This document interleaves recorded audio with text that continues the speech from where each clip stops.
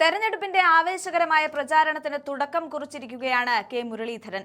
ഉദയന്നൂർ അമ്മയുടെ സന്നിധാനത്തിൽ നിന്ന് ആരംഭിച്ച ഈ യാത്ര വിജയത്തിൽ മാത്രമേ കലാശിക്കുകയുള്ളൂ എന്ന മുൻകാല ചരിത്രം ഓർമ്മിപ്പിച്ചുകൊണ്ടാണ് അദ്ദേഹം സംസാരിച്ചു തുടങ്ങിയത്. കഴിഞ്ഞ 10 വർഷത്തെ ഇടതുപക്ഷ ഭരണത്തിൽ കേരളം നേരിട്ട തകർച്ചയെയും ക്രമസമാധാന നിലയിലെ വീഴ്ചയെയും അദ്ദേഹം രൂക്ഷമായി വിമർശിച്ചു. അതിലേറ്റവും പ്രധാനപ്പെട്ടത് എന്നത് ശബരിമലയിലെ കൊടിമരം മാറ്റിയതുമായി ബന്ധപ്പെട്ട വിവാദങ്ങളിൽ ഹൈക്കോടതി നൽകിയ വിധി ഉയർത്തിക്കാട്ടിയാണ് അദ്ദേഹം സർക്കാരിനെ ആഞ്ഞടിച്ചത് എന്നതാണ്. അതായത് UDF ഭരണകാലത്ത് നടന്ന കൊടിമരം മാറ്റത്തെ ന്യായീകരിച്ചുകൊണ്ടുള്ള കോടതി വിധി അന്ന് ഇടതുപക്ഷം കെട്ടിച്ചമച്ച കള്ളക്കഥകൾക്കുള്ള മറുപടിയാണെന്ന് അദ്ദേഹം പറഞ്ഞു. അതുപോലെ ഇഹലോകത്തും പരലോകത്തുമുള്ളവർ ഇതിന് കണക്ക് പറയേണ്ടി വരുമെന്ന് അന്ന് നിയമസഭയിൽ പരിഹസിച്ച സഖാക്കൾക്ക് ഇപ്പോൾ പരലോകത്തെക്കുറിച്ചൊക്കെ വിശ്വാസം വന്നു തുടങ്ങിയതിൽ സന്തോഷമുണ്ട് എന്ന മുരളീധരന്റെ പരിഹാസം അണികൾക്കിടയിൽ വലിയ ആവേശം സൃഷ്ടിച്ചു എന്ന് തന്നെ പറയാം. ശബരിമലയിലെ സ്വർണ്ണ കവർച്ച കേസിൽ കുറ്റപത്രം സമർപ്പിക്കാത്തതിനാൽ പ്രതികൾക്ക് ജാമ്യം ലഭിച്ചതിനെ അദ്ദേഹം ശക്തമായി ചോദ്യം ചെയ്യുകയും ചെയ്തു. ദേവസ്വം ബോർഡിനെ അഴിമതിയെക്കുറിച്ചും സ്വർണം മാത്രമല്ല കിണ്ടി പോലും വിറ്റുതുലയ്ക്കുന്ന രീതിയിലുള്ള കൊള്ളയാണ് നടന്നതെന്നും അദ്ദേഹം ആരോപിച്ചു. ഇനിയും കൊള്ള നടത്താനാണോ നിങ്ങൾ വോട്ട് ചോദിക്കുന്നത് എന്ന ചോദ്യം ഭരണപക്ഷത്തെ പ്രതിക്കൂട്ടിലാക്കുകയും ചെയ്തു. മാധ്യമങ്ങളുടെയും PR ഏജൻസികളുടെയും പങ്കിനെ കുറിച്ച് അദ്ദേഹം ഗൗരവമായ പരാമർശങ്ങൾ നടത്തി. ചില ചാനലുകൾ നിഷ്പക്ഷരെന്ന ഭാവത്തിൽ മുഖ്യമന്ത്രിക്ക് വേണ്ടി PR വർക്ക് നടത്തുകയാണ്. സത്യത്തിൽ മൂടി വെച്ച് കള്ളക്കഥകൾ പ്രചരിപ്പിക്കുകയാണ്. വട്ടിയൂർക്കാവിലെ വികസന പ്രവർത്തനങ്ങളെക്കുറിച്ചും തന്റെ കാലത്ത് നിർമ്മിച്ച പാലങ്ങളെക്കുറിച്ചും അദ്ദേഹം ഓർമ്മിപ്പിച്ചു.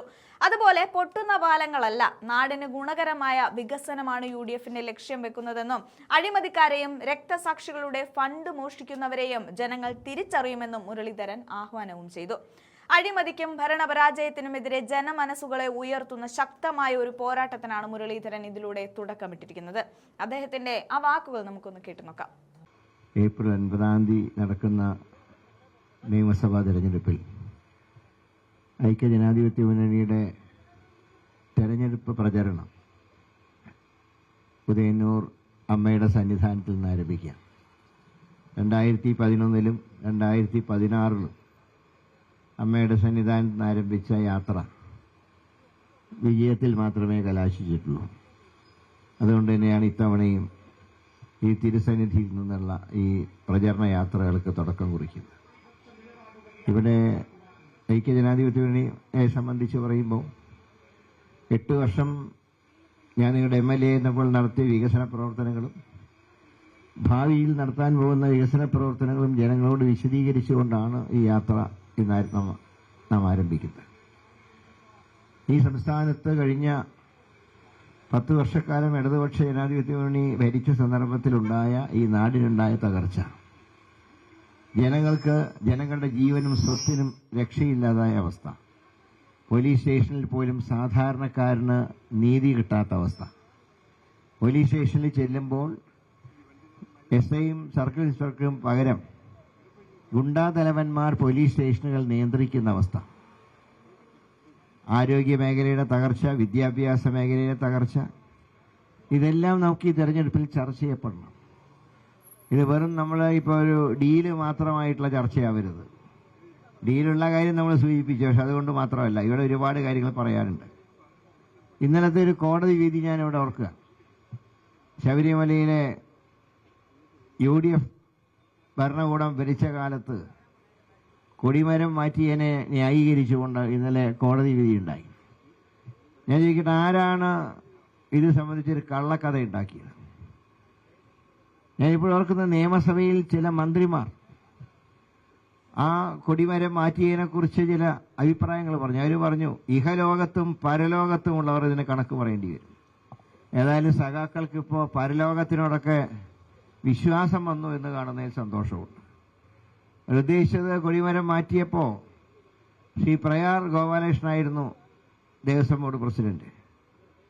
UDF ഭരിച്ച കാലത്തൊരു പ്രത്യേകത ഉള്ളത്, UDF കേരളം ഭരിച്ചപ്പോൾ ദേവസ്വം ബോർഡുകളുടെ ഭരണം UDFന് മുൻതൂക്കമുള്ള ഭരണസമിതിയുടെ, അല്ലാണ്ട് UDFന്റെ പൂർണ്ണമായിട്ട് UDFന്റെ അല്ല.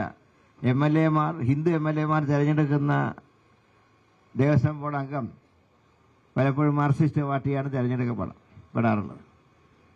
ആ മാർക്സിസ്റ്റ് പാർട്ടിയുടെ അംഗമായ ആലപ്പുഴക്കാർ ബോംബ് രാഘവൻ എന്ന് വിളിക്കുന്ന രാഘവൻ ഉൾപ്പെടെയുള്ള ദേവസ്വം ബോർഡാണ് കൊടിമരം മാറ്റാൻ തീരുമാനിക്കുന്നതും അതിന് തന്ത്രിയുടെ അനുവാദം വാങ്ങുന്നതും അത് ഹൈക്കോടതി അംഗീകരിച്ചു.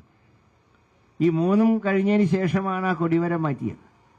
സാധാരണ ഒരു കൊടിമരം മാറ്റുമ്പോൾ ആ കൊടിമരത്തിലെ മരം ഒരു മനുഷ്യന്റെ മൃതശരീരം സംസ്കരിക്കുന്ന പോലെ സംസ്കരിക്കണം എന്നാണ് നിയമം. അതിലുള്ള വസ്തുക്കൾ, അതായത് ഒരിക്കലും കളയാൻ നിവർത്തിയില്ലാത്ത വസ്തുക്കൾ തന്ത്രിയുടെ മേൽനോട്ടത്തിൽ തന്ത്രി കൈവശം വയ്ക്കണമെന്ന നിയമമുണ്ട്. ഇതൊക്കെ കോടതി പറഞ്ഞ. അങ്ങനെയാണ് തന്ത്രിയുടെ വീട്ടിൽ ഇപ്പോഴും ആ വാജിവാഹനമുണ്ട്. കുതിരയുടെ രൂപമുള്ള വാജിവാഹനം ഇപ്പോഴും തന്ത്രിയുടെ വീട്ടിലുണ്ട്. നേരെ മറിച്ച് അത് ദേവസ്വം ബോർഡിന്റെ വല്ല സ്ട്രോങ് റൂമിലാണ് വെച്ചിരുന്നെങ്കിൽ പത്മകുമാറിന്റെ കാലത്ത് ആരെങ്കിലും അത് അടിച്ചു മാറ്റിയാനെ. ഏതായാലും തന്ത്രിയുടെ വീട്ടിലുള്ളത് കൊണ്ട് ഇപ്പോഴും ആ കാലാവധി കഴിഞ്ഞ വാജിവാഹനം ഇപ്പോൾ അവിടെ വീട്ടിൽ സൂക്ഷിക്കുകയാണ്. ഇതൊക്കെ യാഥാർത്ഥ്യമായിരിക്കെ സ്വർണ്ണക്കൊള്ളയുടെ അന്വേഷണം മൂത്ത സാഹചര്യത്തിൽ ചിലരൊക്കെ, ചില നിഷ്പക്ഷമതികളെന്ന് തോന്നുന്ന ചില ചാനലുകൾ, ഞാനൊന്നും പേര് പറയുന്നില്ല, നമ്മളെല്ലാ ചാനലുകളുടെ ബഹുമാനമാണ്. ഇപ്പൊ കൈരളി ഒരു റിപ്പോർട്ട് ചെയ്താൽ എല്ലാവർക്കും അറിയാം കൈരളി CPMന്റെ ചാനലാണ്. ജനം പറഞ്ഞാൽ അറിയാം ജനം കേന്ദ്രം ഭരിക്കുന്നവർക്ക് അനുകൂലമാണ്. പക്ഷേ ഇവിടെ നിഷ്പക്ഷരെന്ന് പറഞ്ഞ് പിണറായിക്ക് PR വർക്ക് എടുക്കുന്ന ചില ചാനലുകൾ കാലത്തിന് കഥയുണ്ടാക്കുന്നു, അത് പിന്നീട് ചർച്ച ചെയ്യപ്പെടുന്നു. അങ്ങനെ ഇത് മാറ്റിയതിലും തെറ്റ് കണ്ട വിദഗ്ധന്മാരുണ്ട്. സാധാരണ കൊടിമരം മാറ്റുന്ന ജോലി തന്ത്രിയാണ് അതിൽ ഇത് നോക്കി അഭിപ്രായം പറയേണ്ടത്. പക്ഷെ ഇവിടെ തന്ത്രിയേക്കാൾ ചില സൂപ്പർ തന്ത്രിമാർ ചാനലുകളിൽ ഇരുന്നുകൊണ്ട് പ്രഭാഷണം നടത്തുകയുണ്ടായി. ഇപ്പം ഇന്നലെ കോടതി പറഞ്ഞു ആ മാറ്റിയ ഒരു തെറ്റുമില്ല. പക്ഷെ ഇതിന്റെ ഇടയിലുണ്ടായ സംഭവം, സ്വർണം കട്ടവന്മാർ ജയിലിൽ നിന്ന് പുറത്തിറങ്ങി. മുൻ ദേവസ്വം ബോർഡ് പ്രസിഡന്റുമാർ, പത്മകുമാർ, സ്വർണം മാത്രമല്ല കിണ്ടി പോലും വിറ്റ കിണ്ടി വാസു, ഇവരൊക്കെ ഈ സമയത്ത് കോടതിയിൽ നിന്ന് ചാർജ് ഷീറ്റ് പോലും ഈ സ്പെഷ്യൽ ഇൻവെസ്റ്റിഗേഷൻ ടീം നൽകാത്തതിന്റെ പേരിൽ കോടതിയിൽ നിന്ന് അവർക്ക് ജാമ്യം കിട്ടി. ഞാൻ ഇവിടെ ചോദിക്കട്ടെ, ഇവിടെ അരിവാൾ ചുറ്റിയ നക്ഷത്രത്തിന് വേണ്ടി വോട്ട് ചോദിക്കുന്നവരോട് ഞാൻ ചോദിക്കട്ടെ, ഇനിയും കൊള്ള നടത്താനാണോ നിങ്ങൾ വോട്ട് ചോദിക്കുന്നത്? ഏതായാലും ശബരിമലയിലെ ദേവന്റെ സ്വർണം മുഴുവൻ നിങ്ങൾ കൊള്ള ചെയ്തുവെങ്കിൽ ഇനി ഗുരുവായൂരും ചോറ്റാനിക്കരയൊക്കെ കൊള്ള ചെയ്യാനാണോ മൂന്നാമതും പിണറായി വരണം എന്ന് പറഞ്ഞ് വോട്ട് ചോദിക്കുന്നത്? ഇവിടെ ചിലവരെ കുറിച്ച് PR ഏജൻസിയെ കൊണ്ട് പ്രചാരണം നടത്തി. ഇവരൊക്കെ ചിലരൊക്കെ പറയുന്നത് ഗവൺമെന്റ് മാത്രമല്ലേ മോശമല്ല, MLA കൊള്ളാം. ഈ MLAക്ക് വോട്ട് ചെയ്താൽ ആർക്കാ മെച്ചം? കള്ളന്മാർക്ക്, അമ്പലം കട്ടവർക്ക്, സ്വന്തം രക്തസാക്ഷികളുടെ ഫണ്ട് കട്ടവർക്ക്, ഇവർക്കാണോ വോട്ട് ചെയ്യേണ്ടത്? MLAമാരുടെ ജോലി കണ്ണാടി പാലം പണിയാനാണോ അതോ നല്ല പാലം പണിത് നാടിന് സമർപ്പിക്കലാണോ?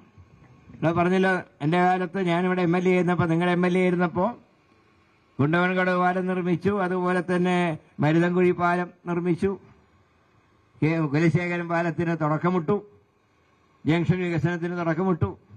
അല്ലാതെ പൊട്ടുന്ന ഒരു പാലവും ഞാൻ പണിതിട്ടില്ല. ആ പണിയേണ്ട സർക്കാരാണ് ഈ ജനങ്ങൾക്ക് വേണ്ടി പാലം പണിയേണ്ടത്, അല്ലാതെ വ്യക്തികളല്ല. വട്ടിയൂർക്കാവിലെ ജനപ്രതിനിധിക്ക് എന്തിനാണ് കഴക്കൂട്ടത്ത് അഡ്വഞ്ചർ ടൂറിസത്തിൽ എന്താ കാര്യം? അവിടെ ഒരു MLA ജനം തിരഞ്ഞെടുത്തിട്ടുണ്ടല്ലോ.